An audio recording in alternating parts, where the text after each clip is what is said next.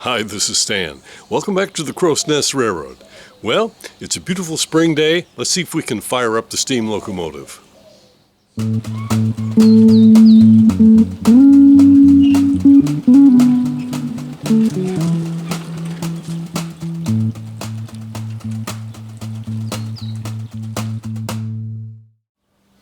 All right, first step, we're going to add some water to the tanks.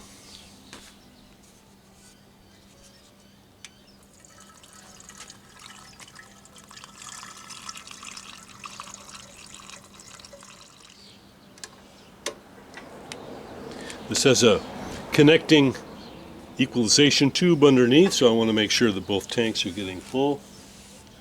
Looks like we're doing good so far.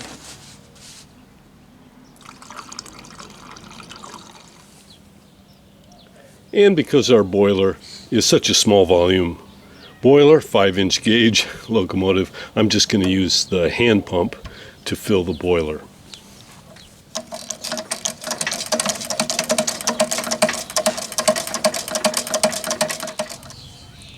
All right, we're a little more than 3/4 on our sight gauge, so the boiler is full.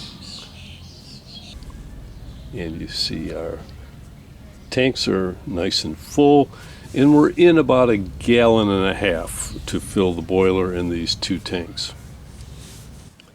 And I've been rounding up some tools that I really need.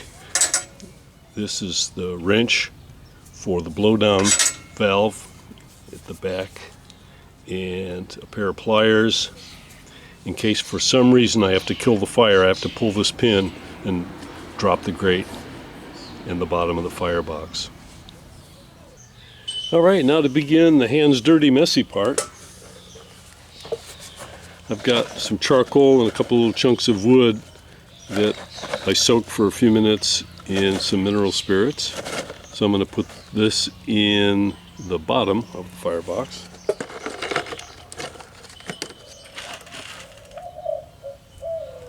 And I'm going to throw just a tiny bit of coal on top of that.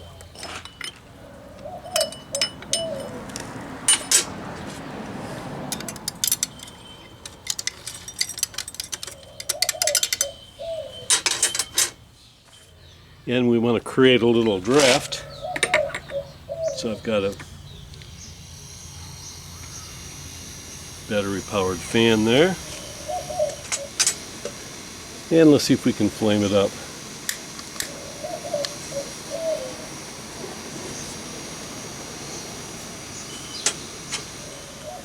So now I just have to tend the fire a little bit. I don't want it to heat up too fast. We'd like all the metal to sort of come up to temperature nice and evenly and slowly.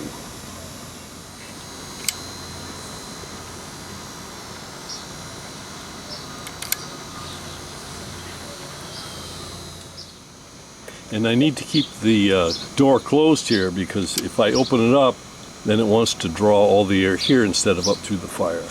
So I'll pop it open to check and then close it back off. All right, you can see we're off the 0 mark on the pressure gauge. So time for me to walk around and do a little oiling of the moving parts. Okay, we're up about 40 psi. So let me take off the fan and see if it will draft on its own under steam. Okay, fan is off.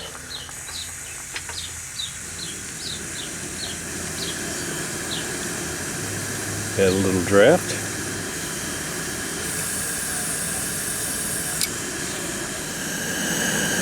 I got the heavy steam oil. That's the thick oil that gets drawn into the cylinders and lubricates the engine from the inside out under steam pressure.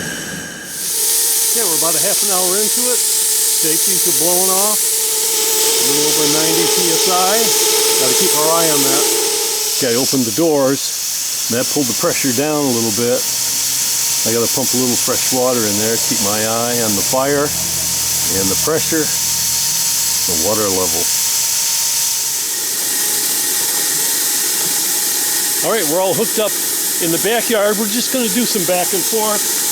I've got good steam pressure. whistle. Got some coal on board. Let's see if we can move it around a little bit.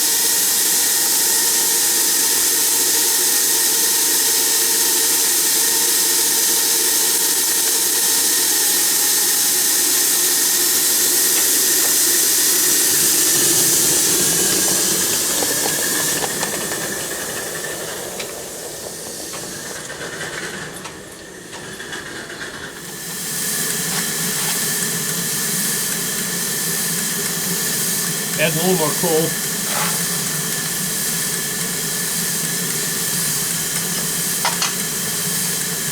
Focus down a little bit.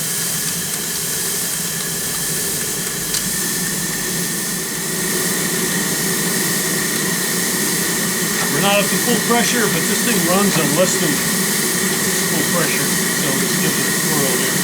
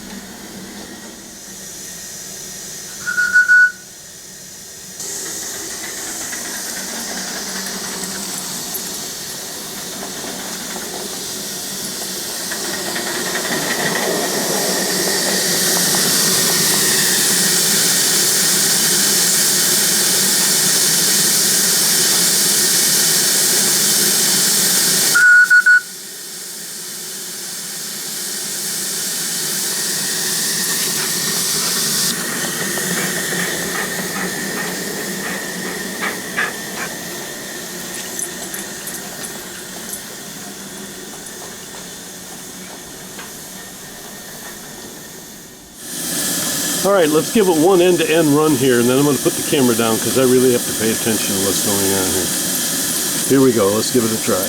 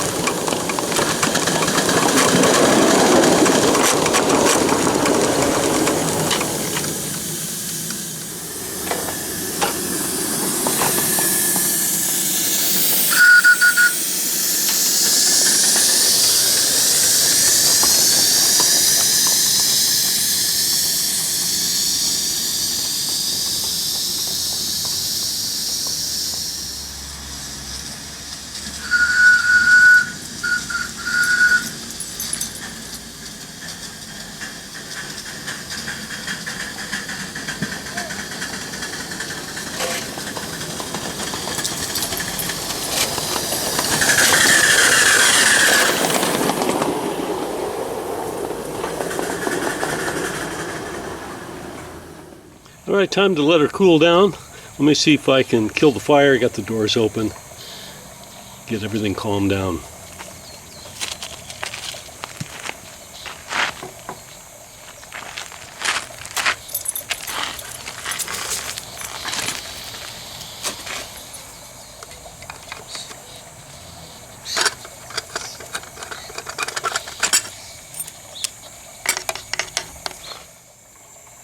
And we want it to cool down slowly. So I'm going to cover the stack with a little can and just keep an eye on things. And while there's just a tiny bit of pressure left, let's give it a blow down.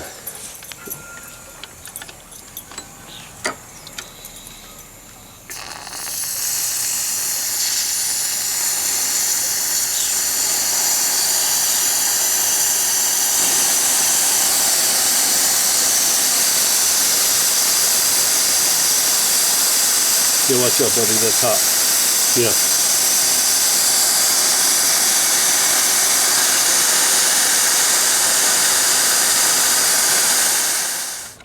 You can see there what's left of the fire. Yeah, that's hot, buddy. Well, just some reflections.